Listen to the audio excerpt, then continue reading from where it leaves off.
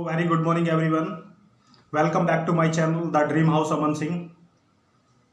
Friends, एक बार की बात है कि मैं अक्सर कर दिल्ली जाता रहता हूँ। तो जहाँ पे मैं जाता हूँ तो उस जगह पे रास्ते में ना एक रेस्टोरेंट है साउथ वालों का। तो अक्सर कर हम जाते हैं वहाँ पे, तो चाय वगैरह पीने के लिए उसी रेस्टोरेंट पे चले जाते हैं।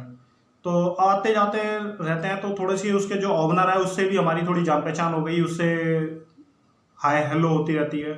तो एक बार की बात है कि मैं थोड़ा जल्दी चला गया था वहाँ पे।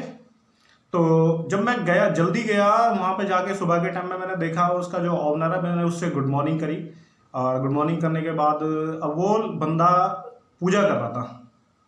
सुबह का टाइम था, उसने अपना जो रेस्टोरेंट है ओपन ही किया था। वो साफ सफाई करने के बाद पूजा कर रहा था। तो मैं ताक जाके वहाँ पे बैठ गया। अब जो ओनर है उसका, उससे देखा कि वो पूजा कर रहा है। एक मंदिर बना रखा था उसने, छोटा सा मंदिर वो लगा हुआ है। उस मंदिर में कुछ मूर्तियाँ रखी हुई है। उन मूर्तियों के साथ ही एक फोटो रखी हुई थी। अब जब उसने पूजा कर ली, उसके बाद वो जो ओनर था उसका, वो मेरे पास आके बैठ गया।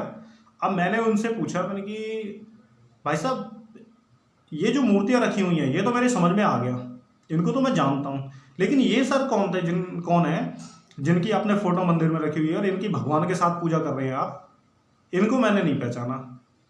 अब उन्होंने मुस्कुराते हुए मेरे से बोले कि सर, ये मेरे फादर साहब हैं, ये मेरे पापा हैं। और जब इन्होंने ही इस रेस्टोरेंट के की शुरुआत करी थी। ये जब आए थे यहाँ दिल्ली पहली बार, तो इन्होंने एक छोटा सा काउंटर सा लगाया था और इन्होंने बहुत मेहनत करी। और उनकी ही मेहनत का फल है कि आज एक छोटे से काउंटर से इतना बड़ा रेस्टोरेंट बन गया है। इसलिए हम इन्हें भगवान के दर्जा देते हैं और भगवान की तरह पूछते हैं कि इन्होंने हमारे पूरे आने वाली पीढ़ी की दशा बदल दी। तो ये बात मेरे को बहुत फील हुई और मैंने बड़ा अफसोस के साथ ये सोचते हुए कि यार, ये बात तो सच बोल रही है कि ऐसा तो किसी को करना पड़ेगा। सो माय डियर फ्रेंड्स, मैं आपको ये बताना चाह रहा हूँ, इस थ्योरी की बता रहा हूँ, इस स्टोरी से मैं आपको ये बताना चाह रहा हूँ कि हर परिवार में किसी ना किसी एक को अपने परिवार की जिम्मेदारी उठानी पड़ती है। आपके परिवार की जिम्मेदारी आपके हाथ में है, मेरे परिवार की जिम्मेदारी मेरे हाथ में है। उस परिवार की जो जिम्मेदारी वो किसी ना किसी एक को उठानी पड़ती है। और कोई एक ऐसा शख्स होता है जो अपने परिवार की जिम्मेदारी को उठाता है और उसको एक नया मुकाम पर लेके जाता है। माय डियर फ्रेंड्स, अगर हम थोड़ा गौर करें इतिहास के ऊपर, तो इतिहास में लाखों ऐसे उदाहरण मिल जाएंगे आपको जिनकी परिस्थितियां बहुत ही दयनीय थी, बहुत ही कठोर परिस्थितियों से वो गुजरे और उन्होंने इस संसार में कुछ ऐसा करके चले गए कि उनका परिवार तो परिवार, आज पूरा संसार उनको मानता है, उनका उदाहरण देते हैं लोग।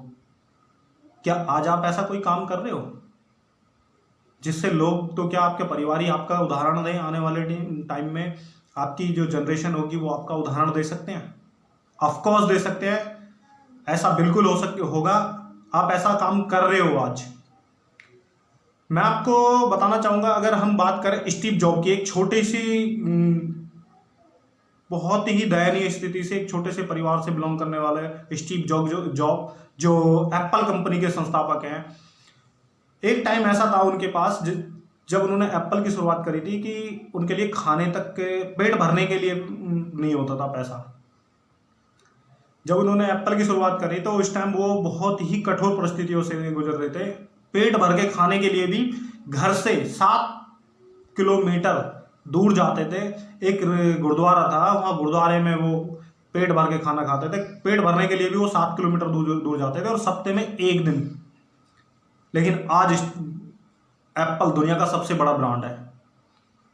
दूसरा, अगर हम बात करें हिंदुस्तान के missile man doctor APJ Abdul Kalam, उन्होंने जब अपना करियर की शुरुआत करी थी उस टाइम वो, उनकी परिस्थितियां बहुत ही दयनीय थी। वो अपने और अपने परिवार का गुजर बसर करने के लिए अखबार तक बेची थी उन्होंने। लेकिन आज उन्होंने ऐसा कारनामा कर दिखाया कि लोग आज उनका उदाहरण देते हैं, लोग पूछते हैं उन्हें। तो ऐसे बहुत सारे उदाहरण हैं कि जो इन्होंने अपनी बहुत कठोर परिस्थितियों से गुजर कर और अपने आप को एक ऐसा उदाहरण छोड़ गए हैं, ऐसी छाप छोड़ गए हैं अपनी वो ज़िंदगी में अपने आप को के साथ कि लोग आज उनका उदाहरण देते हैं, लोग आज उनको पूछते हैं। तो माय डियर फ्रेंड्स, आप भी ऐसा बिल्कुल कर सकते हो। आपके अंदर वो काबिलियत है। फ़र्क बस इतना है कि आपको अपने अंदर वो काबिलियत को खोजना पड़ेगा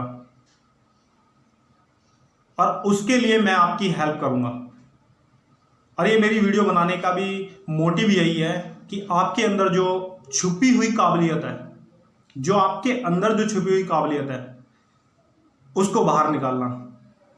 माय डियर फ्रेंड्स, हर किसी के अंदर, संसार में हर किसी के अंदर कोई ना कोई काबिलियत छुपी हुई है और ये उसका गॉड गिफ्ट है, जिसको वो जानते हुए भी या तो दुनिया के डर से कोई क्या कहेगा, या दूसरे के सुन के कि तेरे से नहीं हो पाएगा, या परिवार वालों की बात से कि जितनी चादर हो उतने पैर पसारने चाहिए, तो वो उस चीज़ को भूल जाता है और वो दुनिया के इन्फ्लुएंस में आकर उस चीज़ को भूलता चला जाता है, वो अपने सपने को मारता चला जाता है। बट आप ऐसे नहीं हो, ये मैं जानता हूँ। आप अपने सपनों को ज़रूर पूरा करोगे, आप उस मुकाम पे ज़रूर पहुँचोगे, ये मैं जानता हूँ। आप बिल्कुल अपने परिवार का नाम रोशन करो, आप उस जगह पे पहुँच जाओगे जहाँ पर आम लोग पहुँचने की सोच भी नहीं सकता। माय डियर फ्रेंड्स, अगर आपको कोई हरा सकता है इस दुनिया में तो वो हो आप खुद। अगर आपको कोई जिता सकता है इस दुनिया में तो वो हो आप खुद। कहते हैं, एक पुरानी कहावत है कि मन के हारे हार है और मन के जीते जीत। मान लिया तो हार गए और ठान लिया तो जीत गए। Till the time, wish you wealth.